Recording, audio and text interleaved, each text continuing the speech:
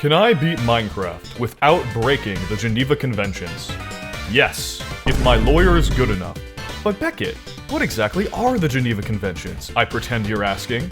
Well, you see, it all began in 1863 when Henry Dumont founded the Red Cross. Shut up, nerd. I read every Geneva Convention so you don't have to, and combined everything that related to Minecraft into 3 golden rules. See, isn't this a good use of my political science degree, Mom? Rule 1. No harming non-combatants. This means that I can't attack anything that doesn't attack me first. Rule 2. No razing or pillaging. Village wheat, bastion gold, even loot chests, all off the table. And Rule 3. No inhumane treatment. And so we begin, and very quickly I find a double village next to a lava pool. A very promising start. In this run, trading with piglins is going to be very difficult, since we can't steal their gold, and killing endermen threatens to end the challenge, so our best bet to get ender pearls is trading with a cleric. But first, we need food. Normally, I'd steal the villagers' crops, bringing a famine down upon them like a wrathful god. But that would be a war crime, and I'd like to not get arrested today. So, our best bet is finding a shipwreck. Now, remember 30 seconds ago when I said loot chests are banned? Well, technically, that's only for chests in inhabited structures like villages and bastions. Shipwrecks, on the other hand, are abandoned, which means it's not pillaging, it's treasure hunting, which is also illegal, but it's not in the Geneva Conventions, so we don't care about it. Unfortunately, there were no shipwrecks to be found, though I did find a ruined nether portal and ocean ruins. I thought the run was already dead, until I saw a mushroom island. Now, I'm not allowed to milk the mushrooms unless I give them something in return as payment. That would be inhumane. But I could chop down their mushroom trees so long as I replanted them. And just like that, I had all the brown mushroom slop I could eat. Things were going great, until the next night.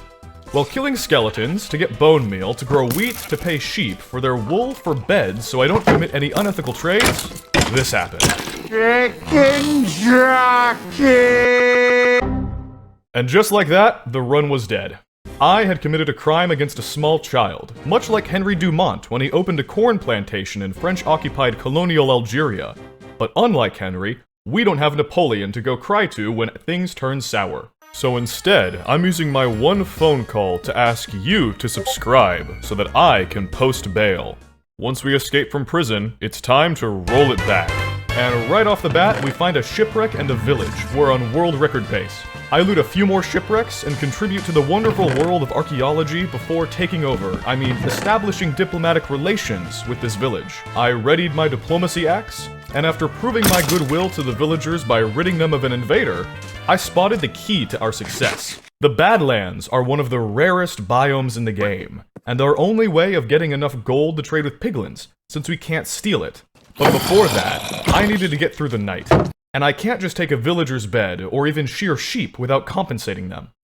Unfortunately, sheep don't recognize fiat currencies, so I had to resort to barter. The next day, I committed more commerce, until I noticed something off in the distance. A pillager outpost, chock full of wool. I determined that if the pillagers attacked me first, then they would be considered combatants under international law.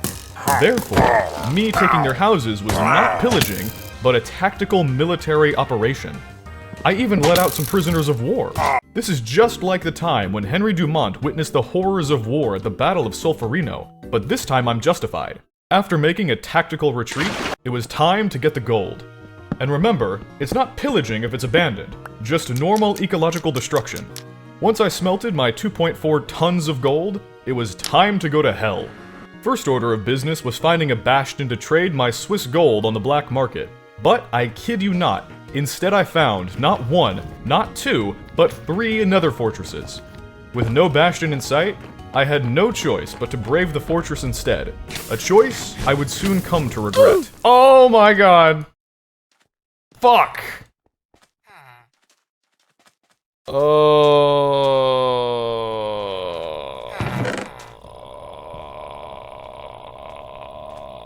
Fuck. So, I set off again. Don't you fucking dare. Now remember, I'm not allowed to attack mobs until they attack me, which is totally not an excuse for this. Oh my god.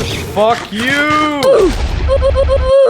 I was, in fact, not fine. 2 hours of my life wasted in the blink of an eye to a fucking blaze that I have to let hit me before I can hit them.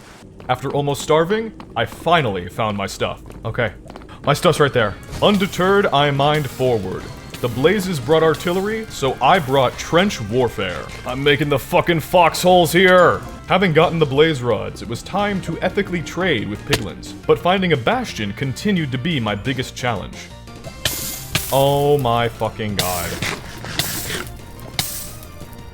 I'm gonna kill myself. I'm trying actively in Minecraft. As it turns out, there was a nearby nether fortress in each quadrant, making it super difficult to E-ray for a bastion. Ultimately, I decided it would be faster to market myself to the locals. But then, I suffered from my own hubris.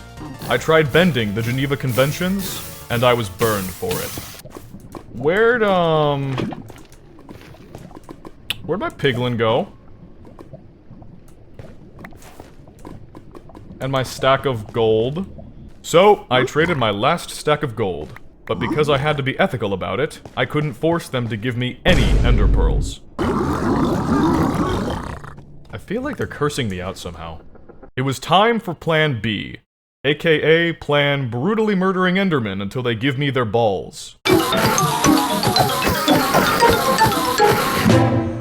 By this point, subsisting entirely on rotten flesh, I made my final journey to the end. Fuck. After traveling a few thousand blocks, I dig straight down.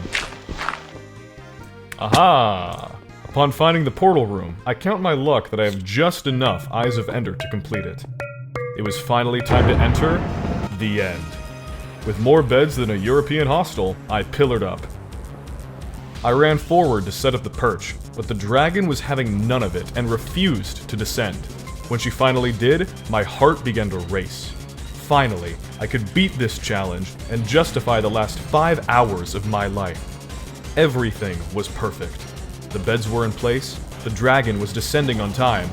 But then, something I never could have expected happened. This Enderman sacrificed itself to save the dragon and ruin my run. I tried to take out the ender crystals while waiting for the dragon to repurch, but the dragon's breath angered an enderman, and just like a prosecutor at the ICC, they brought me in for justice. What the fuck? At this point, I thought all hope was lost. I had lost all my items, the dragon wouldn't perch, and even if I did, I wasn't good enough to kill it. But then I remembered. Henry Dunant. In 1867, he filed for bankruptcy, and the Swiss people thought he was such a bad capitalist, he was cheated out of awards, kicked out of the YMCA, and forced to leave Geneva forever. But that didn't stop him, and in 1901, he was finally recognized for his contributions to the Red Cross with the first ever Nobel Peace Prize. So if Dunant can be recognized for his work in human rights, then I can be recognized for my work in human wrongs. Now, let's roll this back.